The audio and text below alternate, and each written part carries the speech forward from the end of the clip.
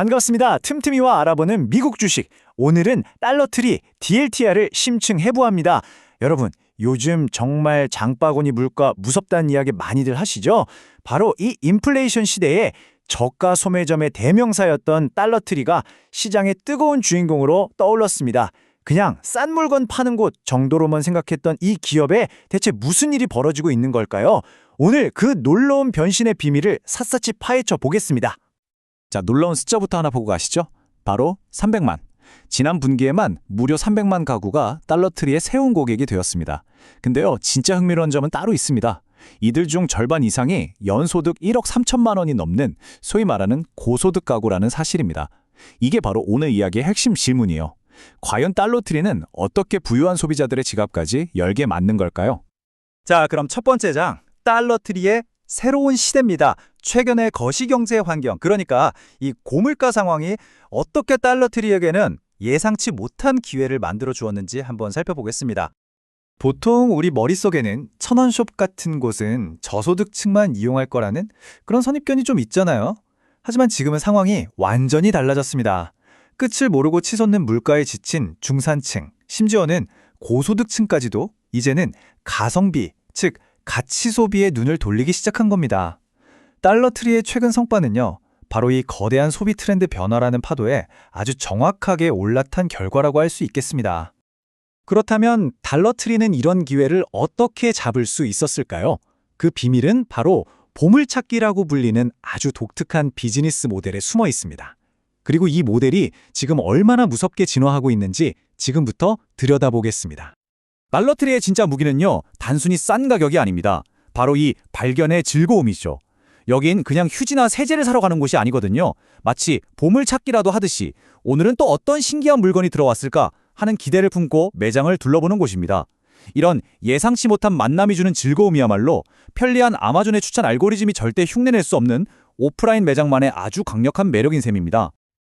그리고 지금 달러트리는 자신의 정체성과도 같았던 원칙을 깨는 그야말로 역사적인 변화를 감행하고 있습니다. 바로 모든 상품은 1.25달러라는 금기를 스스로 버린 거죠. 3.0 전략이라고 불리는 이 혁신을 통해서 이제는 3달러, 5달러, 심지어 7달러짜리 상품까지 판매하면서 고객들에게 완전히 새로운 차원의 가치를 제공하기 시작했습니다.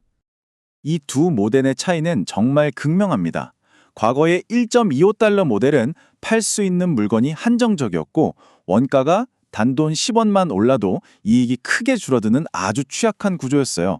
하지만 새로운 3.0 모델은 어떻습니까? 냉동식품 같은 새로운 카테고리를 들여올 수 있게 됐고 고객 한 명 한 명이 더 많은 돈을 쓰게 만들었죠. 그리고 무엇보다 중요한 건 원가 상승 압력을 흡수할 수 있는 완충 장치를 갖게 했다는 겁니다. 이것이 바로 전략적 유연성의 힘입니다.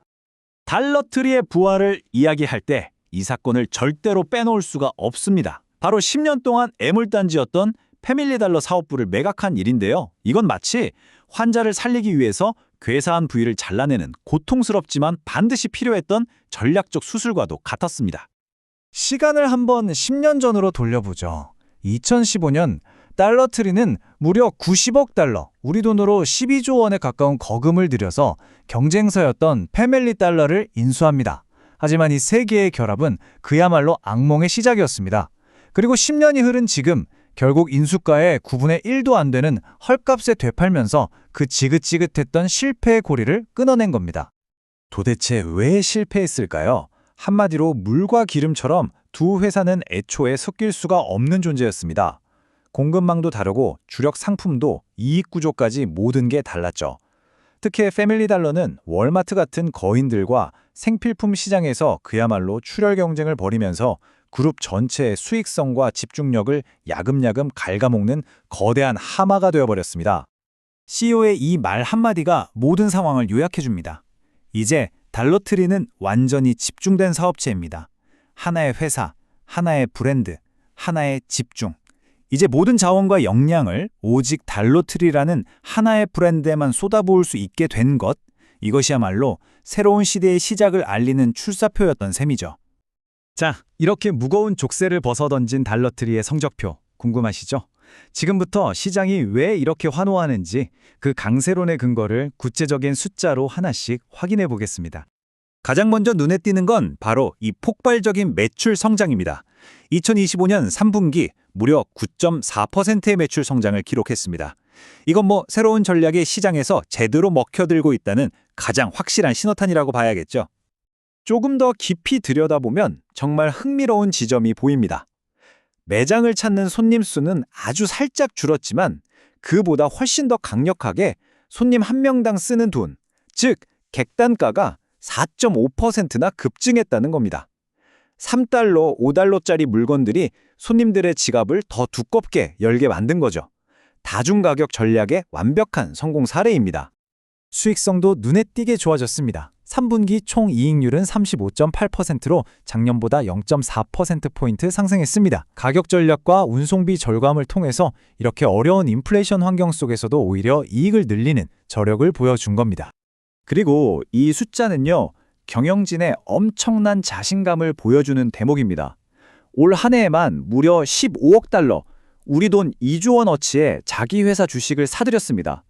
우리 회사 주식 지금이 가장 싸다, 앞으로 더 오를 거다 라는 아주 강력한 믿음의 표현이죠. 이런 자신감이 없다면 절대 불가능한 결정입니다. 물론 이렇게 장밋빛 전망만 있는 건 아니겠죠. 균형 잡힌 시각을 위해서 이번에는 달러트리가 마주하고 있는 잠재적인 리스크, 즉 약세론의 근거들도 한번 짚어보겠습니다. 과연 달러트리의 이 성장 스토리에 제동을 걸 수 있는 가장 큰 위험 요인은 무엇일까요? 가장 큰 외부 변수는 역시 관세 폭탄입니다. 달러트리 매장의 매력적인 보물들, 그러니까 장난감이나 장식품 같은 것들 상당수가 중국산이거든요. 만약에 미중 무역 갈등이 심해져서 관세가 오르면 원가 압박이 심해지겠죠. 하지만 바로 이때 과거와는 달라진 다중가격 전략이 강력한 방패가 되어줍니다. 1.25달러에 꽁꽁 묶여있던 과거와는 달리 이제는 가격을 유연하게 조정해서 그 충격을 흡수할 수 있는 체력이 생겼기 때문입니다. 그럼 최대 경쟁자인 달러 제너럴은 위협이 아닐까요? 사실 이 두 회사는 뛰는 운동장이 좀 다릅니다. 달러트리가 주로 도시 근교에서 쇼핑의 즐거움이라는 가치를 판다면 달러 제너럴은 주로 시골 지역에서 급하게 필요한 생필품을 팔거든요. 그러니까 서로 다른 고객의 다른 필요를 공략하고 있는 셈입니다. 자, 이제 마지막으로 달러트리의 미래, 즉 지속 가능한 성장을 위한 경영진의 장기적인 청사진을 한번 살펴보겠습니다. 경영진은 미래를 위한 아주 명확한 성장 알고리즘을 제시했습니다. 첫째, 꾸준히 매장을 늘려나가는 유기적 성장. 둘째, 그동안 들어갔던 구조조정 비용이 사라지면서 자연스럽게 이익이 늘어나는 비용 해소. 그리고 셋째, 자사주 매입을 통한 강력한 주주 환원. 바로 이 세 개의 엔진을 동시에 돌려서 연평균 12%에서 15%의 주당 순이익 성장을 이뤄내겠다는 구체적인 청사진입니다. 결국 이 모든 전략의 최종 목표는 딱 하나입니다. 이것저것 다 하던 과거의 복잡하고 둔한 기업이 아니라 오직 핵심에만 집중하는 날렵하고 강한 고성장 소매 기업으로 완벽하게 다시 태어나는 것. 그것이 바로 달러트리가 그리고 있는 미래의 모습입니다. 오늘 우리는 달러트리의 아주 극적인 부활 스토리를 함께 살펴봤습니다. 아픈 손가락을 과감히 잘라내고 새로운 무기를 장착해서 부유층 고객까지 사로잡은 이들의 변신. 과연 이것이 지속 가능한 상공 신화의 시작일까요? 아니면 그저 일시적인 반등에 그치게 될까요? 오늘 살펴본 심층 리포트가 여러분의 투자 기준을 잡는 데 도움이 되셨기를 바랍니다. 더 날카로운 토론은 오디오 팟캐스트 본편에서 이어집니다. 궁금한 기업이 있다면 언제든 댓글로 남겨주세요.